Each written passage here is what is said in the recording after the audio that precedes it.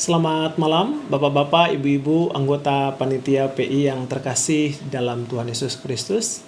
Kita berjumpa lagi di dalam persekutuan PI pada malam hari ini. Saya mengucap syukur karena kita bisa belajar kebenaran firman Tuhan di waktu yang spesial, karena kita akan belajar dari kebenaran firman Tuhan tentang kenaikan Tuhan Yesus di surga. Sebelum kita belajar, mari kita berdoa mohon pimpinan Tuhan. Bapa di surga, kami mengucap syukur untuk malam hari ini, waktu kami bisa belajar kebenaran firman Tuhan. Hamba berdoa buat kami semua, kiranya kami diberikan hikmat, pengertian, bisa memahami firman Tuhan dengan baik dan dapat menjalankan di dalam kehidupan kami setiap hari. Nama Tuhan dimuliakan. Ini doa dan ucapan syukur kami, dalam nama Tuhan Yesus kami berdoa. Amin. Sebelum kita belajar bersama pada malam hari ini, saya berharap Bapak Ibu anggota panitia PI, baik yang ada di KPW Pancasari, Pak John dan semua teman-teman, saya berharap semua dalam keadaan baik. Demikian juga dengan Pak Denny di Gianyar dan keluarga. Saya juga berdoa dan berharap semua dalam keadaan yang sehat dan baik. Demikian juga dengan Pak Martin sekeluarga. Mari kita sama-sama melihat kebenaran firman Tuhan. Kalau hari ini adalah hari Selasa, maka di waktu-waktu yang akan datang kita akan merayakan kenaikan Tuhan Yesus ke surga. Oleh sebab itu, mari kita akan belajar 1-2 kebenaran yang berkaitan dengan cerita kenaikan Tuhan Yesus ke surga, apa aja yang terjadi. Dan saya rindu untuk sama-sama dengan bapak-bapak, ibu-ibu membuka di dalam Kisah Rasul 1 ayat 6, 7, 8, dan 9. Saya membaca, silakan bapak ibu menyimak di Alkitab masing-masing. Maka bertanyalah mereka yang berkumpul di situ, "Tuhan, maukah engkau pada masa ini memulihkan kerajaan bagi Israel?" Jawabnya, "Engkau tidak perlu mengetahui masa dan waktu yang ditetapkan Bapa sendiri menurut kuasanya. Tetapi kamu akan menerima kuasa kalau Roh Kudus turun ke atas kamu, dan kamu akan menjadi saksiku di Yerusalem, di seluruh Yudea dan Samaria, dan sampai ke ujung bumi." Sesudah ia mengatakan demikian, terangkatlah ia disaksikan oleh mereka, dan awan menutupinya dari pandangan mereka. Berbicara tentang firman Tuhan ini, saya teringat dengan opa saya ketika dia akan meninggal. Di kampung biasanya kalau orang mau meninggal akan menyampaikan kata-kata perpisahan atau kata-kata yang terakhir sebelum dia meninggal. Dan kata-kata itu pasti akan diingat, akan diikuti, dan pasti akan dilakukan. Kalau enggak, kita bermasalah. Kalau menyaksikan konteks yang barusan kita baca, maka perkataan Yesus ini pula adalah perkataan terakhir sebelum dia terangkat ke surga. Di dalam ayat yang ke-8, "Tetapi kamu akan menerima kuasa kalau Roh Kudus turun ke atas kamu, dan kamu akan menjadi saksiku di Yerusalem, di seluruh Yudea dan Samaria, dan sampai ke ujung bumi." Nah, kita kalau belajar firman Tuhan, kita melihat keseluruhan konteks Alkitab ketika Yesus pertama kali memulai pelayanan di dalam Matius, maka di dalam Matius 4 ayat 17, pelayanan Yesus yang pertama di Galilea, dia berdiri dan dia berkata, "Sejak waktu itulah Yesus memberitakan, bertobatlah sebab kerajaan surga sudah dekat." Pertama kali Yesus memulai pelayanan dengan berkata, kerajaan surga sudah dekat, oleh sebab itu bertobatlah. Itu adalah awal mula pelayanan Tuhan Yesus. Sementara terakhir dia pelayanan di bumi dan dia akan terangkat ke surga, dia melanjutkan pesan yang sama.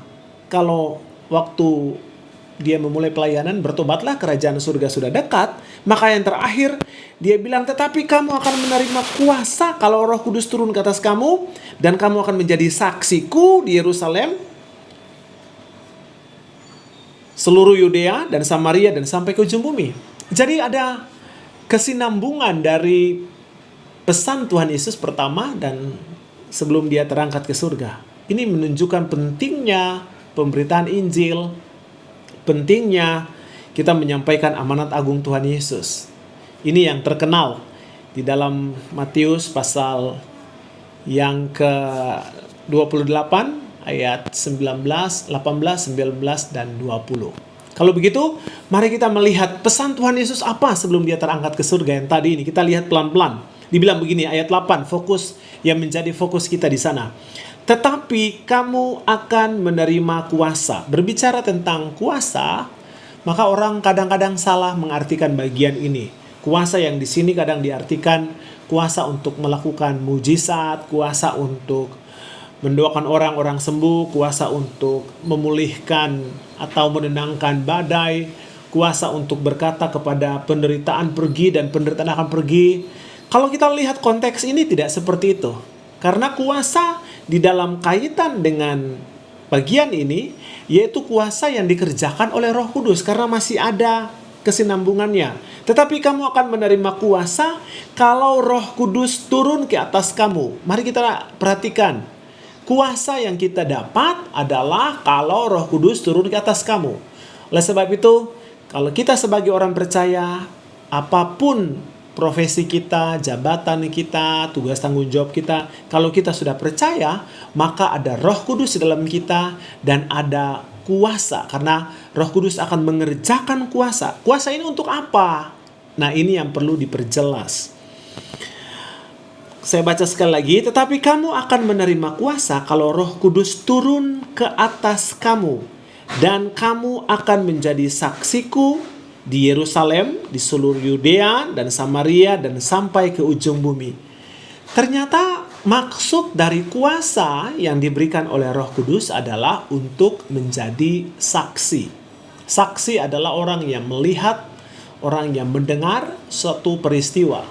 Dan murid-murid pada zaman itu melihat, mengalami, mendengar peristiwa yang terjadi berkaitan dengan pelayanan Tuhan Yesus. Oleh sebab itu, hari-hari ini saya mau bilang bahwa kehidupan kita sebagai orang percaya, ketika kita dimateraikan Roh Kudus, maka kita juga adalah murid Kristus. Maka tugas dan tanggung jawab kita adalah untuk menjadi saksi. Bagaimana caranya menjadi saksi? Saksi adalah dia akan bercerita bahwa dia mengenal orang ini, dia punya hubungan yang dekat, atau dia menyaksikan dengan langsung.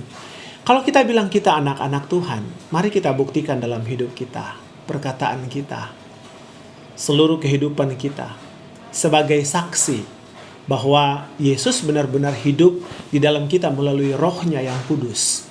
Sehingga orang lain di sekeliling kita dapat melihat itu. Kita tidak perlu memberitakan Injil, datang membawa Alkitab, mengkhotbahkan buat mereka. Tetapi dengan kehidupan yang diubahkan, orang-orang lain di sekeliling kita dapat melihat Tuhan dan mereka memuliakan Allah.